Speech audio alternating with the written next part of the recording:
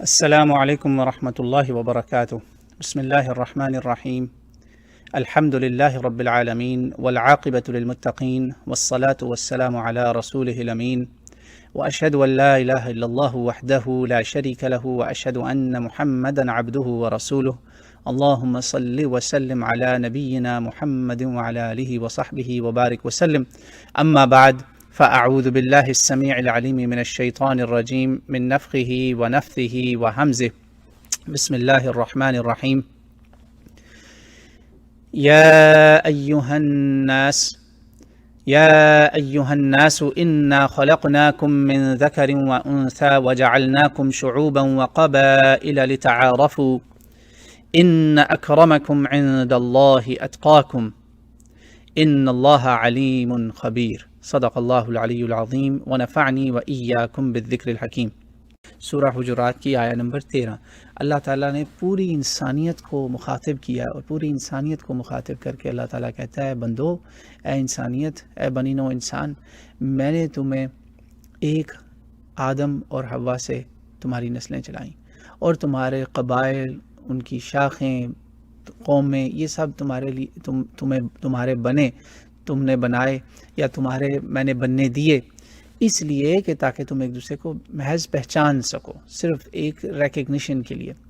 لیکن یاد رکھو کہ اللہ کے نزدیک تم میں سب سے زیادہ معزز وہ ہے، سب سے زیادہ عزت مرتبے والا وہ ہے جس کے پاس تقوی ہے، جو تقوی والا ہے، پائٹی والا ہے، اللہ کے ساتھ مخلص ہے، اللہ کے خوف اور محبت دونوں کے جذبات کو زندگی میں ساتھ لے کر چلتا ہے۔ اور اللہ یقیناً بے شک جانتا ہے، خبر رکھتا ہے، علم رکھتا ہے اور خبر رکھتا ہے تم جو کچھ بھی کرتے ہو اس کے بارے میں، ہر چیز کی اللہ علم اور خبر رکھتا ہے۔ ریسزم کے اوپر بات ہوگی۔ یہ جو لفظ ہے نا ریسزم، آپ یہ دیکھیں کہ یہ لفظ اسلام کے لیے کوئی نیا لفظ نہیں ہے۔ ماڈرن نیشنز، اقوام عالم کے لیے یہ لفظ نیا ہوگا، 100 سال کہہ لیں، ان کو 100-150 سال پہلے ہی ان الفاظ کے اوپر انہوں نے ان کے پراپر میننگ بھی ڈکشنریوں میں ڈالے اور ان کو سمجھ میں آیا۔ مگر ہمارے لیے نا الحمدللہ اسلام کے لیے یہ 1400 سال سے شروع دن سے یہ لفظ بالکل ہمیں معلوم ہے۔ ہم سے زیادہ کون جانتا ہوگا اس کو؟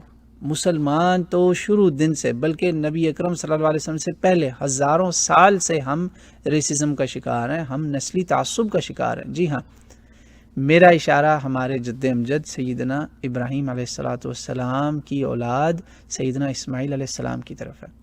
کیا ان کو دیس نکالا نہیں لوگوں نے کہا؟ کیا ان کو اگنور نہیں کیا گیا؟ کیا ان کو اپنی کتابوں سے نکالا نہیں گیا؟ ہم سے پہلے ان کو کس طرح سے اگنور کیا گیا؟ ہم ایک اگنورڈ شخص، ایک اگنورڈ اللہ کا رسول ہیں، نبی اور رسول ہیں اسماعیل علیہ السلام۔ انہ کان مخلصا وکان رسولا نبیا، مخلص رسول نبی، یعنی بہت ہی بڑے درجے میں جو آ جاتا ہے نا، میسنجر، رسول نبی۔ ایک تو نبی ہوتا ہے، اور نبیوں میں جو رسول ہوتے ہیں وہ سب سے ہائیسٹ رینک کے ہوتے ہیں۔ تو اللہ تعالیٰ نے ان کو رسول بنایا، مگر بنی اسرائیل نے، ان کے اپنے ہی کزنز نے، یعنی اسحاق علیہ السلام کی جو اولاد ہے بی بی سارہ سے، انہوں نے اسماعیلیوں کو سائیڈ لائن کر دیا۔ آپ دیکھیں بائبل میں آج بھی جب آپ جینیسس پڑھتے ہیں، جو پہلی کتاب ہے، first book of Bible Genesis, یہودیوں کی بھی مقدس ہے وہ کتاب اور عیسائیوں دونوں کے لیے، جینیسس کامنلی سب کے لیے مقدس ہے۔ اس میں اللہ تعالیٰ نے بالکل جیسے ابراہیم علیہ السلام کو کہا نا کہ تم چوزن ون ہو، تم میرے چنے ہوئے ہو، تم میرے خاص بندے ہو، اسی طرح اسماعیل علیہ السلام اور ان کی نسل سے بھی وعدہ کیا کہ میں تمہیں اور تمہاری نسلوں کو بھی چوزن ون بناؤں گا۔ You are also chosen one, یعنی کہ اللہ کے خاص برگزیدہ بندے۔ یہ بات آج بھی جب میں عیسائیوں اور یہودیوں کے سامنے رکھتا ہوں نا، تو وہ ایسے ہو جاتے ہیں جیسے ان کے سامنے میں کوئی پینڈورا باکس سے کوئی چیز نکال کے بتا رہا ہوں، یہ ان کی کتاب میں ہے ہی نہیں۔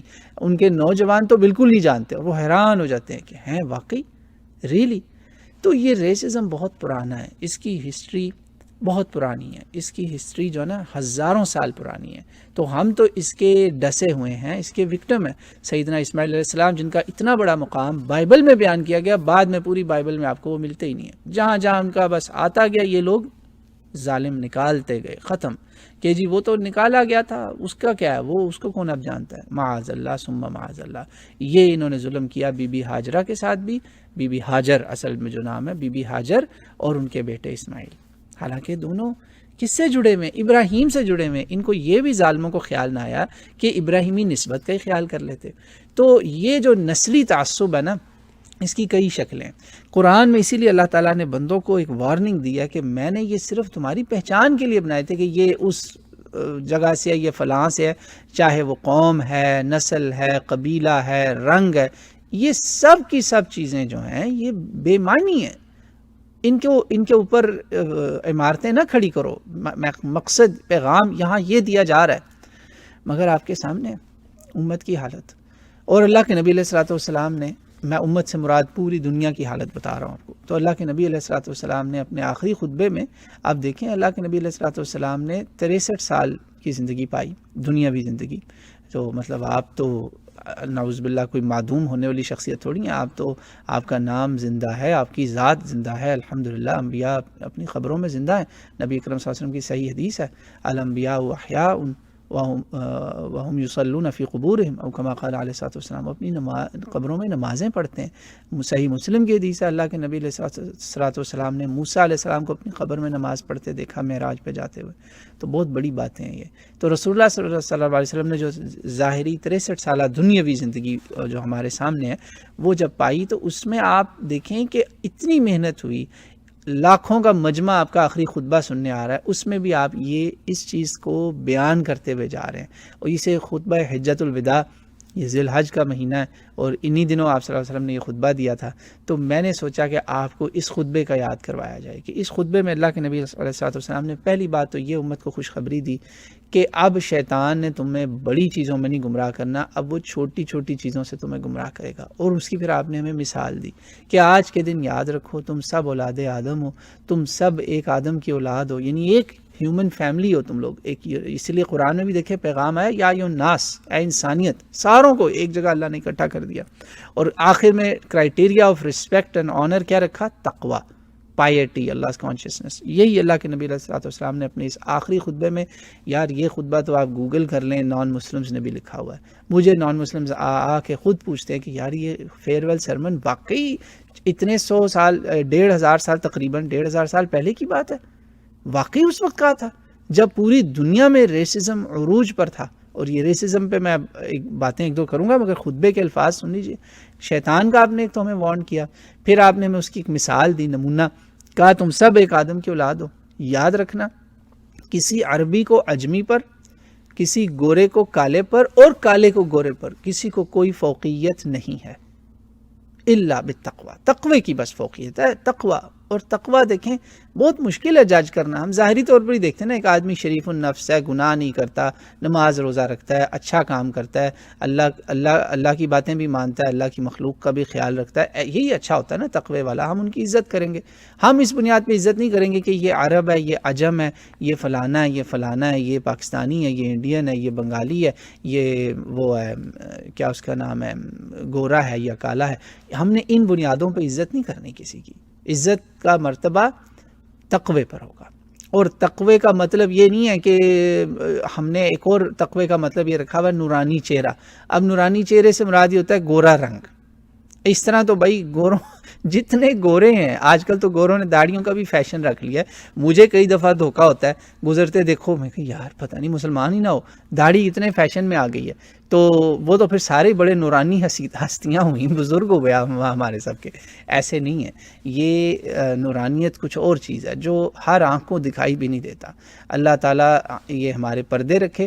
ظاہری طور پر ہمیں کوئی پتہ نہیں کوئی چہرہ کتنا سیاہ رنگ ہے، کتنا گورا رنگ ہے یا کتنا براؤن رنگ ہے، ہمیں کوئی پتہ نہیں کہ اس کا اندر کیا ہے. اندر جو ہے نا اصل جو دل، جس کو اللہ کے نبی نے کہا ہے کالا دل اور منور دل، جو اندھیرے والا دل اور روشنی والا دل، وہ اصل چیز ہے جس سے پتہ چلے گا تقوی ہے یا تقوی نہیں ہے. اللہ تعالیٰ مجھے آپ کو تقوی والا بنائے. تو یہ اللہ کے نبی نے اپنے آخری خطبے میں بات بتائی. تو آپ نے دیکھیں ہماری رسول اللہ صلی اللہ علیہ وسلم کی سیرت مبارکہ میں سیدنا بلال ہیں، سیدنا سلمان فارسی ہیں، صہیب الرومی ہیں. ایک بالکل کالے، دوسرے گندمی رنگ، براؤن رنگ جیسے ایشین لوگوں کے ہوتے ہیں، سلمان رضی اللہ تعالیٰ عنہ، اور ایک صہیب الرومی، دا رومن صہیب، 3 مختلف رنگ کے صحابہ، تینوں کے تینوں رسول اللہ صلی اللہ علیہ وسلم کے محبوب صحابہ میں۔ بلال کا مقام کسے نہیں پتا، سلمان کا مقام کسے نہیں پتا، صہیب کا مقام کسے نہیں پتا، رضی اللہ عنہم اجمعین۔ ان ناموں پہ ہم اپنے بچوں کے نام رکھتے ہیں، اور